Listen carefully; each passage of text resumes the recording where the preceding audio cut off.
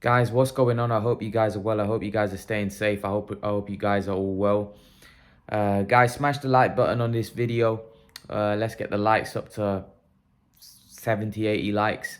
Um, yeah, man, that was a good live stream yesterday. I enjoyed it. I really enjoyed the live stream yesterday. I thought it was really good. We had a good discussion. Unfortunately, my Wi-Fi went off, so it cut off. But we still got about 2 hours in, which is a long live stream, and I really enjoyed it. I really enjoyed the live stream, and I really enjoyed talking to you guys uh, about the fight, about everything, having different people's opinions. It was really great to speak to everyone and get their thoughts on the fight, get their thoughts on Canelo and Caleb Plant. Caleb Plant, the reason why I did this video is I'm going to break this video down into two parts. Talk about Caleb Plant and what he had to say after the fight, and then talk about Conor Benn, who is going to be fighting Chris Algieri.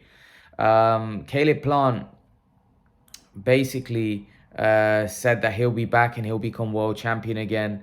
I was impressed by Caleb Plant. I thought he gave in a very good performance. I thought he gave the best he could. And you know what? He went out on his shield. He's a warrior. Caleb Plant deserves a lot of credit. Now, I was speaking to Eric Tellez, who actually said that he actually had the fight very close. I know some of you didn't have the fight close, and some of you had the fight quite wide and said it was 9-2. Some people did have the fight close, but I thought Caleb Plant did really well. I didn't think he was going to win the fight, but I thought he gave the best he could, and I thought he looked very impressive. I thought he was defensive. He looked very well. His defensive ability, he looked like he was defensively sound. I'm not saying I thought he stood in the pocket too long, but I don't think he wanted to use his legs. A lot of people said, well, Billy Joe had better legs. I think Caleb Plant has very good legs as well, but I think Caleb Plant stood there a little bit more because in his previous fights, he got tired, and I think he was wary of that, and hence why I think he stood there a little more, and he got caught with more shots. He got tired anyway. I don't think it was so much. Canelo is a very explosive puncher, and that punch that hurt Plant was an explosive punch. But I think Plant at that point, you could tell from his body language, he was slowing down and he was fatigued from all the body work that Canelo was doing and the constant pressure that Canelo was putting on him. I think it wasn't just the power, it was the physical and mental pressure that Canelo puts on you that I think got to Plant in the end. And I think the writing was on the wall. I think towards the back end of that fight, I think Plant was looking to survive. But Canelo just caught him with that huge left hook and then the uppercut, which really finished the fight, really. But I thought Plant did really well. And I think Plant could beat a lot of the guys at 168. I actually think Plant could beat Benavidez. I think Plant would beat Billy Joe. And I think Plant would beat a lot of those guys. I think Plant is a very, very good fighter.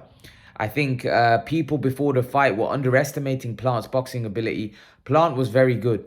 He was very, very good. I thought he was very impressive. And I think Plant deserves a lot more respect than what he got. I think he's a better fighter than what people thought.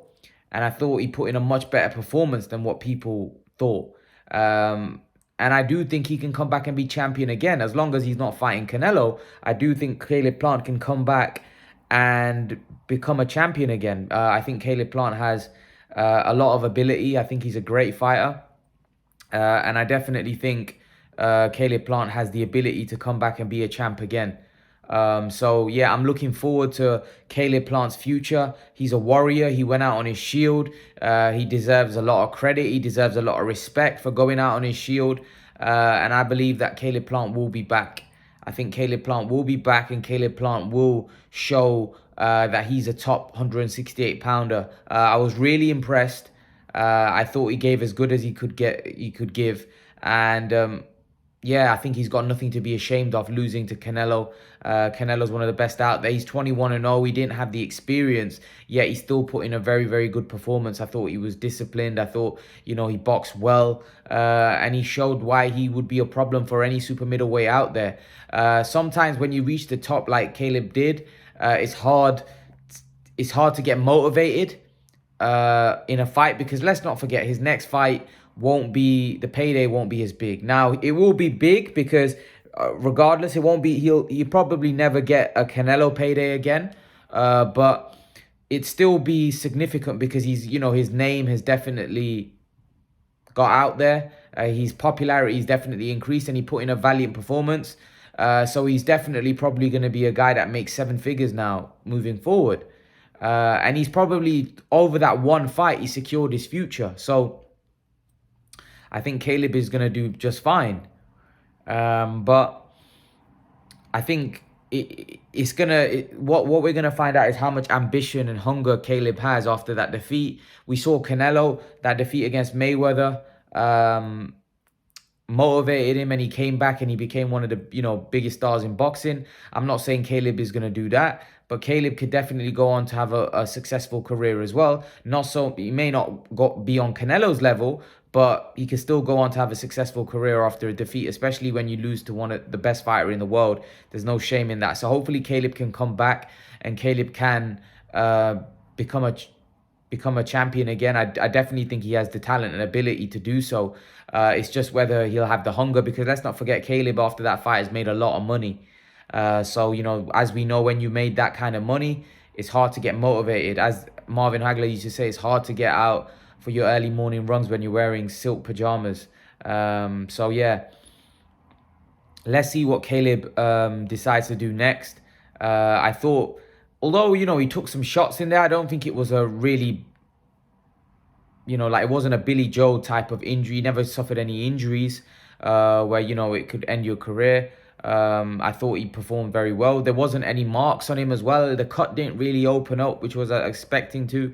So yeah, I think he came out of that fight with his reputation enhanced without question. His performance was really good. I was impressed. And yeah, he came out unscathed any injury wise. So I think Caleb Plant's got a bright future ahead of him. Hopefully, he can make, we can see him in big fights in the future. So yeah, that's my take on Caleb Plant's statement, him saying he'll come back and become champion. What do you guys think? Leave your thoughts. Let me know what you think. But I want to now go on to Conor Benn. Conor Benn is going to be fighting Chris Algieri. Chris Algieri is a good fighter, good fighter. A lot of people are frustrated with Conor Benn because they want to see Conor Benn step up. He didn't have that amateur experience. A lot of people seem to think that he's calling out fighters of the yesteryear. Recently was, well, not so long ago, about a couple of months ago, he was calling out Amir Khan, and that was quite a hot topic. He wanted that fight with Amir Khan, and Amir Khan just brushed it off, wasn't interested.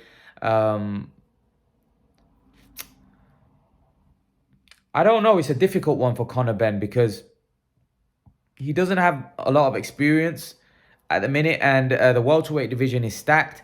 There's fights out there with David Avanesian, and I think they're openly saying that he's not ready for David Avanesian. And his team, his trainer, Eddie Hearn, they know that he's not ready for David Avanesian, and they don't want to really put him in with David Avanesian.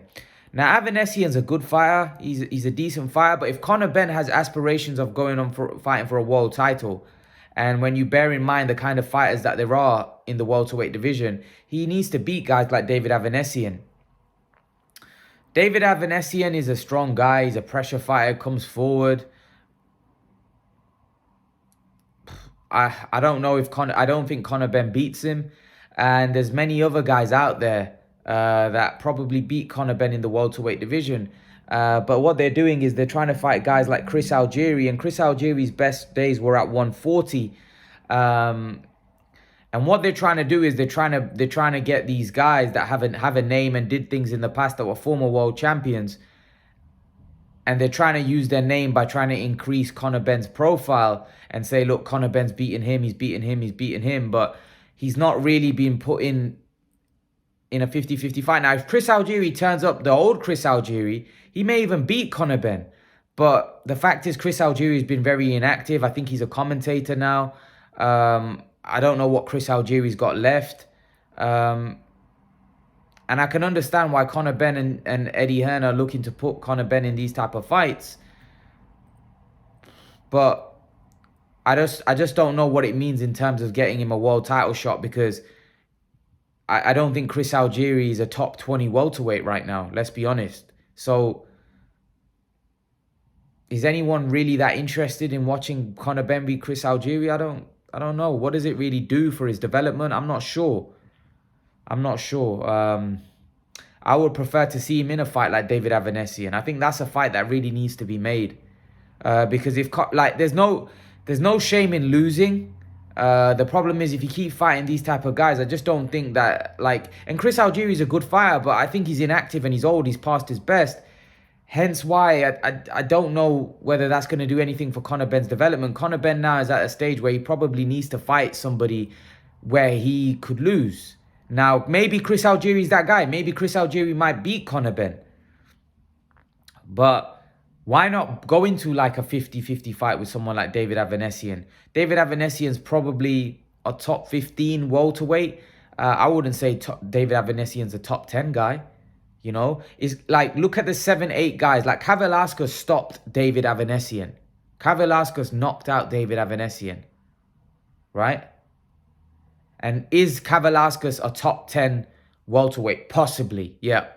So if you're going to go Crawford, Spence, Ugas, Thurman, Porter, Danny Garcia, right? Jaron Ennis, Virgil Ortiz.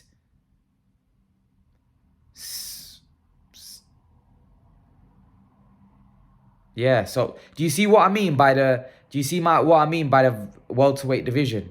Like, I've named 8 guys, and then there's so many other guys as well, like Stanios, is it?